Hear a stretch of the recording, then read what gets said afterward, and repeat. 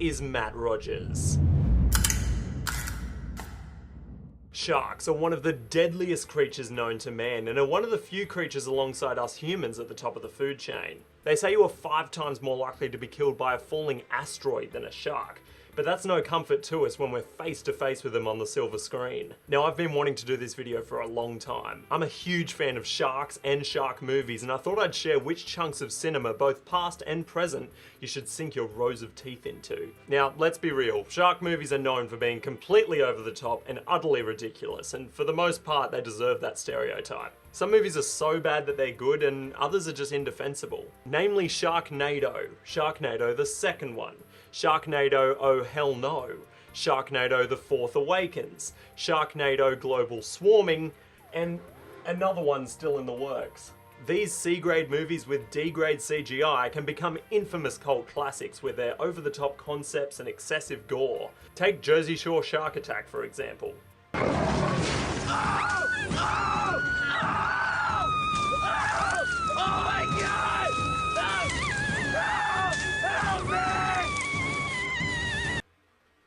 Or let's take it one step further, like Sharktopus vs Terracuda, when Conan O'Brien's head is removed and used as a volleyball for fellow beachgoers.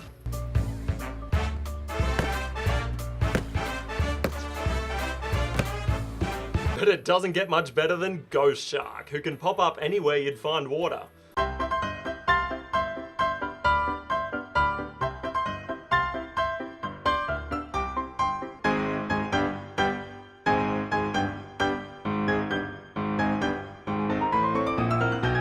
But it's safe to say you can give any one of these a miss. Let's take a look at some that are worth watching. Now, in no particular order, the first on my list is The Shallows.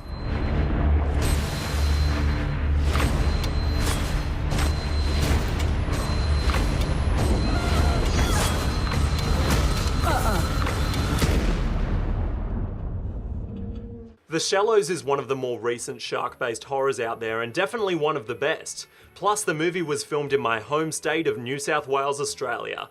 Blake Lively delivers a harrowing one-woman show trapped 200 yards from shore. Surrounded by a great white shark, Lively clings for her life on any object she can find, but it becomes a game of smarts between her and her new worst enemy. I like The Shallows because it takes itself a bit more seriously than your usual shark movie, and it's directed in a way that it's thrilling enough to pull it off, which is hard to do in a movie completely filmed in one location.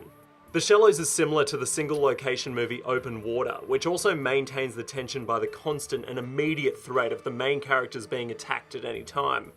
Next up, we have Deep Blue Sea.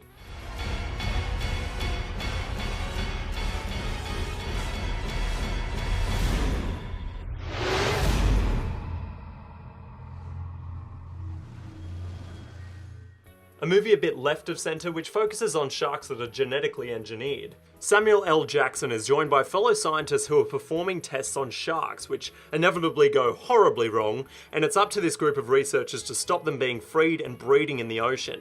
Those that have seen Deep Blue Sea know that it is expertly paced, and there are a few surprising twists and turns along the way, but most of all, it's just fun.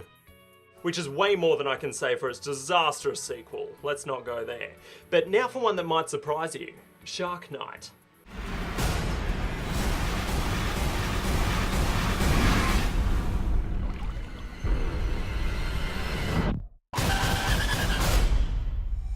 Now this movie is kind of exactly what you expect if you're a fan of this genre. It's a bit silly, it's a lot of gore, but it all works so well. Basically, a bunch of college kids go to a holiday house on an island where their relaxation time is interrupted by all the species of sharks you can think of. But the sharks may not be the only bad guys these kids have to worry about. Obviously from that blurb, it's not an intellectual masterpiece, but director David Ellis knows what this movie was supposed to be and delivered a thoroughly enjoyable end product. Now, I recently watched the Australian-made horror Bait, which involves a tsunami trapping some people in their local supermarket, which then becomes occupied by some curious great whites. This movie had a cinematic release back in 2012, but the CGI is so bad, and the acting is even worse. So much so that I could hardly make it through the whole thing. Now, I might as well jump into these waters myself if I don't mention the classic Jaws, and its sequels.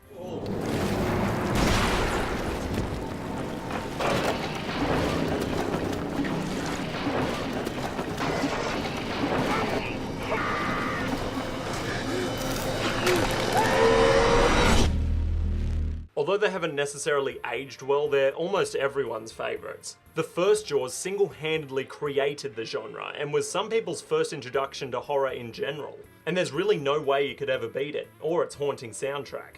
Now, it's been a quiet few years for fans of shark movies, but they just dropped a trailer for a high-budget action blockbuster called The Meg.